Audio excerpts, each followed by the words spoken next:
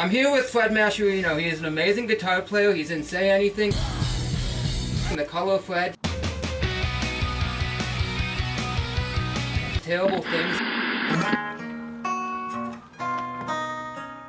There's just so many bands, I can't even name them all. He said his guitar solos are like skateboard tricks. How are you doing today, sir? I'm great, Patrick. Thanks for having me, and thanks for the very kind words. Right off the bat, I want to get into your family, because not a lot of people have asked you about that. Could you please tell us a little bit about your parents growing up?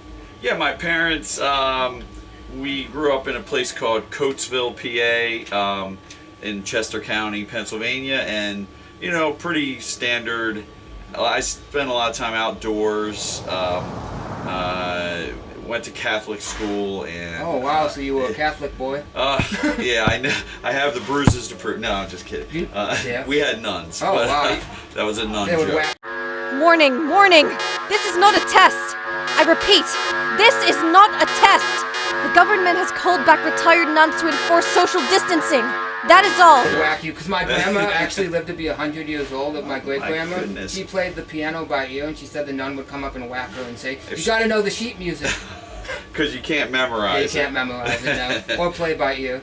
Yeah, that was one way to teach. I had a very strict music teacher when I was a kid. Oh wow, what was his name? Do you remember? Frank McDermott,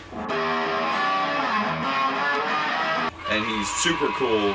We're actually still friends. People, let me tell you about my best friend. Of course, he's a few years older than me, but I was a kid. He was an adult teaching, and had a master's degree in like classical music, and he went to this school in Philly, like a state school called Temple University. Oh, I know Temple University, very famous Christian school. Oh no, not that one. Not that one. Okay. This one, like, it's just a state school, Oh, okay. public. It's real big in Philly, and I went there.